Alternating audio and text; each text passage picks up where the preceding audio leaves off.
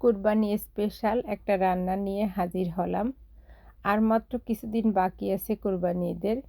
কুরবানি ঈদ মানেই মাংসের ছড়াছড়ি। আসসালামু আলাইকুম। Welcome back to my channel Cloudy Annur. আমার আজকের রান্না পশতুন গরুর মাংস। এটা একটা পাকিস্তানি রান্না। বিশ্বাস করেন মাংসটা তান্দুরি, পরোটা, রুটি দিয়ে খাতে যে কি মজা তা আপনাদের বলে বোঝাতে পারবো না। রান্না করে যখন খাবেন তখন এর মজাটা টের পাবেন।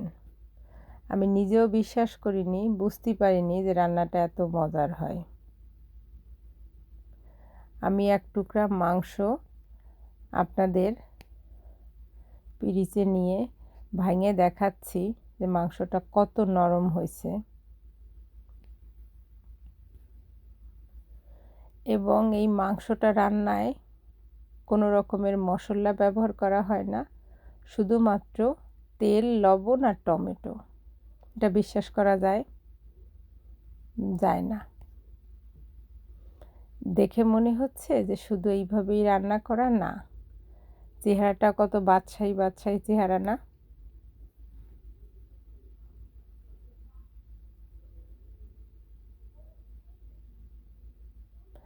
এই মাংসটার একটা মজার একটা গল্প আছে। গল্পটা আপনাদের সাথে আজকে আমি বলবো।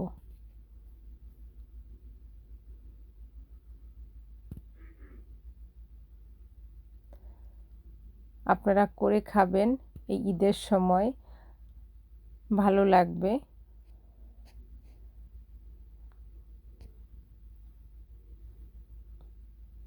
কড়াইটা গরম হওয়ার পরে পর্যাপ্ত তেল দিয়ে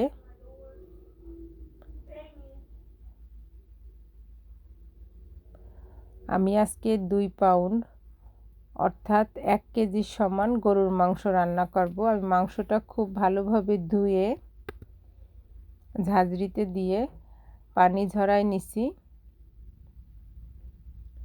এবার আমি মাংসটা চুলাতে দিয়ে দিচ্ছি।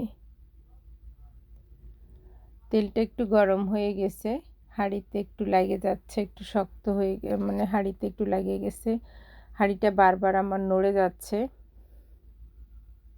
একটা স্টিলের হাঁড়ি, তাই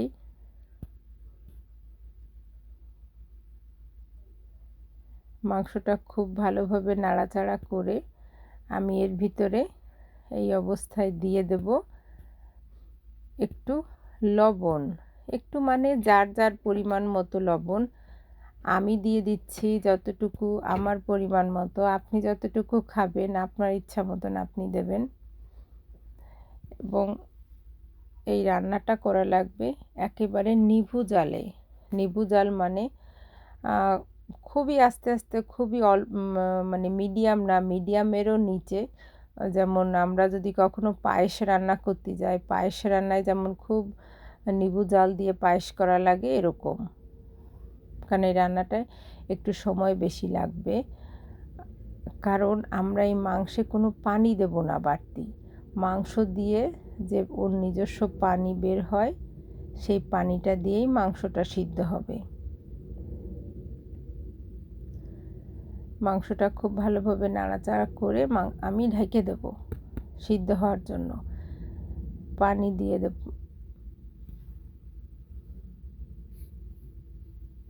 আমি ঢেকে দিলাম।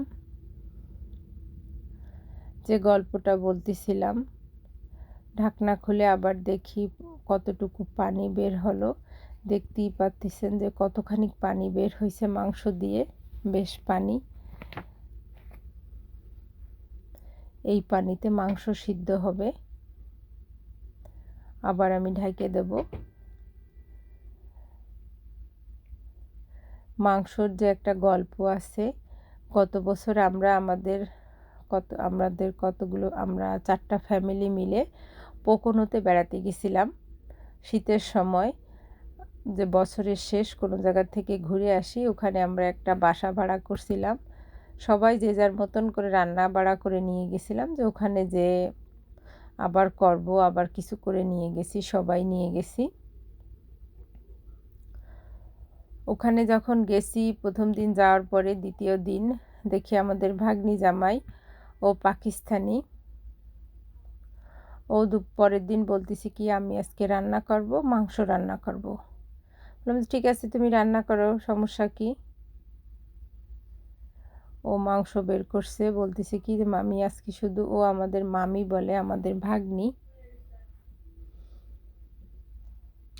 মাংস দিয়ে পানি যে বের হয়েছে এখন আবার আমি ঢাকি দিচ্ছি যাতে পানিটা দিয়ে মাংসটা খুব ভালোভাবে সিদ্ধ হয়।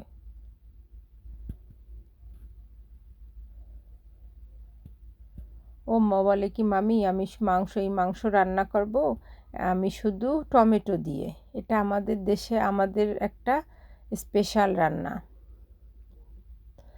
মাংসটা যে পানিটা বের হয়েছিল নিজস্ব পানি, সেই পানিটা শুকায় গেছে এবং এই সময় প্রায় 40% মাংসটা সিদ্ধ হয়ে গেছে।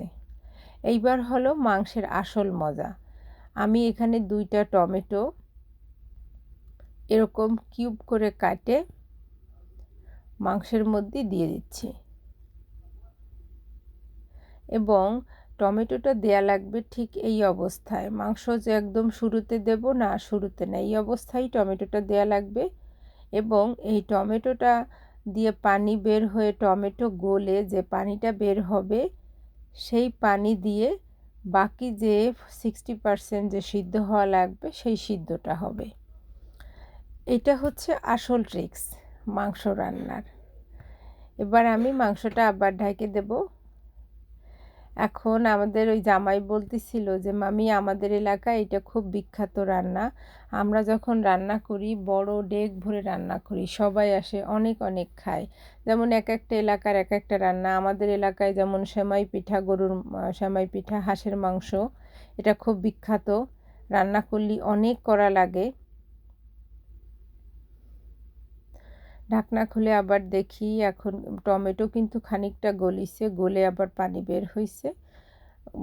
বুঝতেই পারতেছেন যে আগে ছিল মাংসটা একদম শুকনা, তেল বের হয়ে গেছিল এবং জালটা দেখে মনে হচ্ছে যে কত কম জাল জ্বলতেছে, কত লো ফ্লেমে আছে।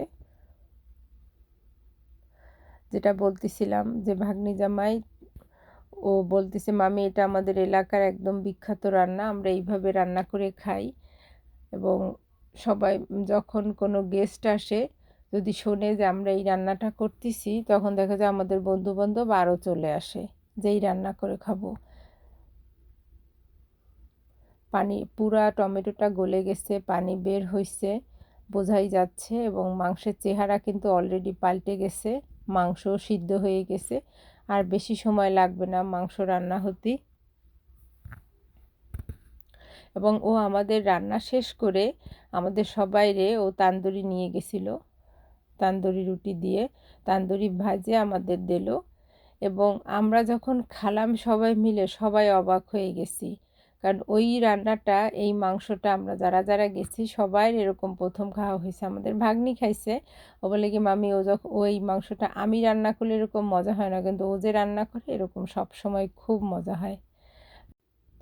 আমার রান্না শেষ, পরিবেশন করে দেখালাম, কেমন হলো আমাকে জানাবেন।